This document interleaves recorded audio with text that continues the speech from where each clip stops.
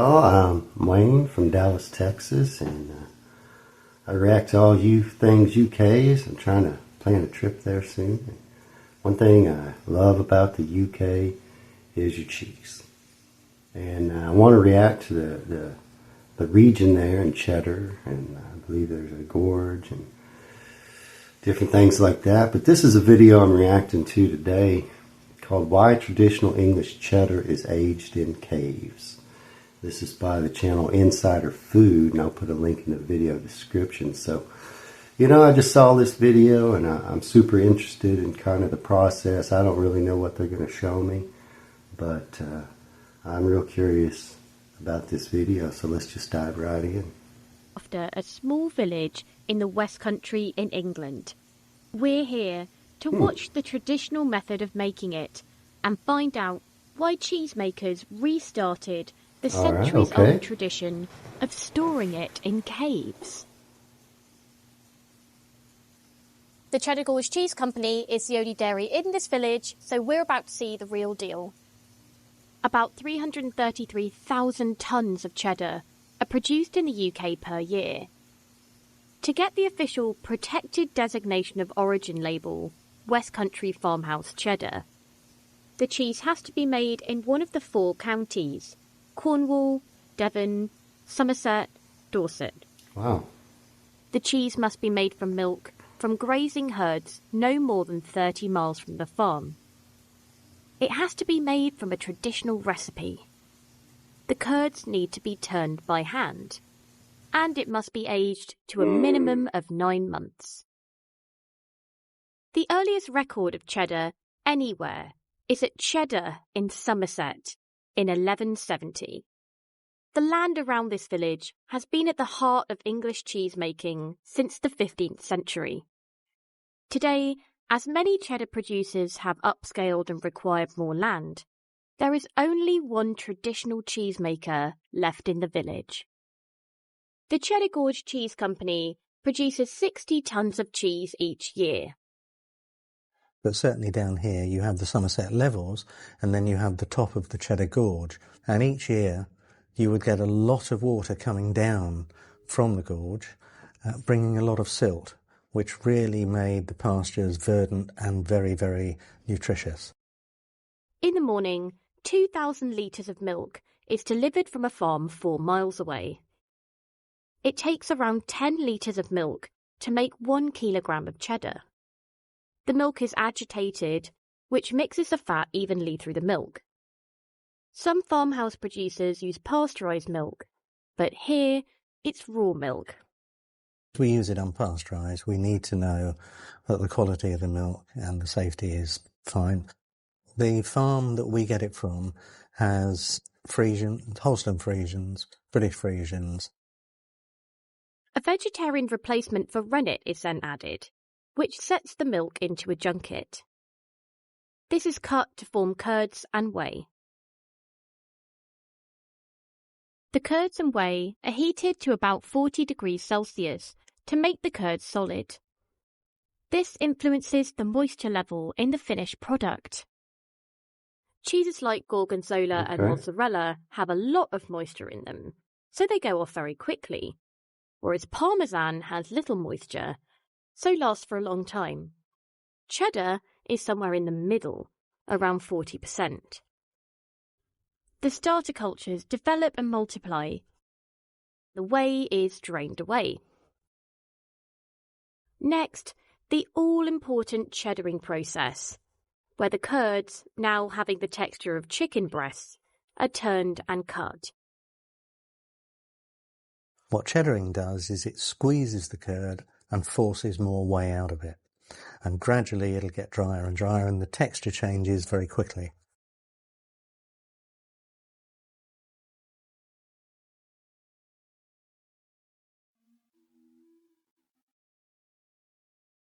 The curd is salted by hand to preserve it, and milled into small chips.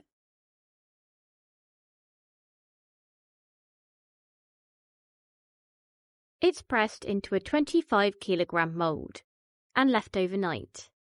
In the morning, it's dipped in hot water to smooth the edge of the cheese and remove the imprint of the cloth. It's then treated with a vegetarian-based substance. The use of cheesecloth is a vital way of allowing the cheese to gradually dry and develop a rind. The only thing that identifies it is a tag that states the date of production and the weight of the cheese. The mellow, mature, and vintage cheddars are all stored on site, where they are turned, and the free mould is vacuumed away. The cave mature variety is carried into the famous Goff's Cave in the Mendip Hills. The constant temperature and humidity, nearly 98%, provide perfect conditions in which to mature cloth-bound cheese. The moisture content is a critical component, and it ensures the cultures and enzymes move on more quickly, producing a more complex flavour. It takes on the natural yeast and mould from the atmosphere in the cave, leading to an earthy flavour. The cheese's strength is defined by the length of the aging. For mellow cheddar, it's 4 to 6 months. Mature, 10 to 12 months. And vintage, 20 to 24 months. Cave matured should have less of a bite at 12 months old. We tried some out to see if there's a taste difference between the maturations. So the first one I'm going to have a little bite of is the Cave Matured Cheddar. It's really creamy. It almost has the consistency of quite a medium mild cheddar.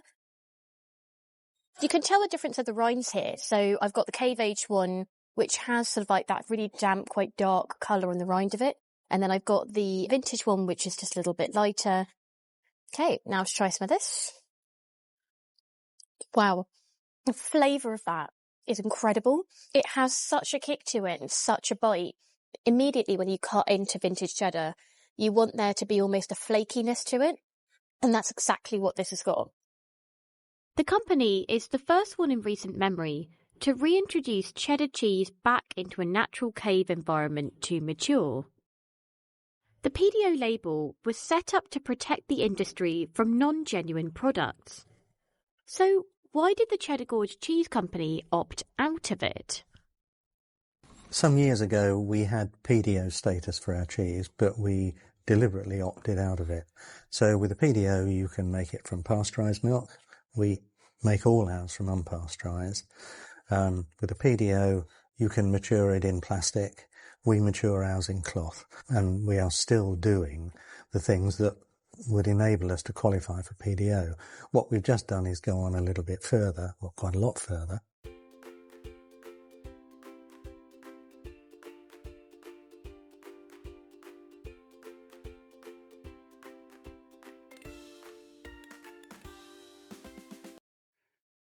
Okay, wow. So that was a company called Cheddar Gorge Cheese Company. I'd never heard of that. Now, after watching that video, that was quite informative. It showed the certain regions there, Somerset, Devon, I forget the other two there. I'm sorry about that. And then a certain label that authenticizes the cheddar. Now, I don't know if that's the cheddar I've been eating. So as much as I love English cheddar, maybe there's better English cheddar out there that I haven't had.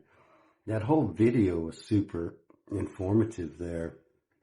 I am going to do a reaction on just the region there that you can go and visit, but I wanted to learn a little bit more about the cheese. Now, when I buy cheddar cheese, it's, almost 100% of the time I buy English cheddar cheese. We do have a pretty good selection in most of our stores, to be honest, at least, in the higher end stores. There's a pretty good selection of English cheddar and other British cheeses from the UK, and I tend to enjoy those the most. So obviously I'm a big cheese fan. Anyway, I guess if you get a chance to like and subscribe to my channel, I'd appreciate that quite a bit. I've had quite a few new subscribers, and I thank you for watching my videos. And until next time, see you later.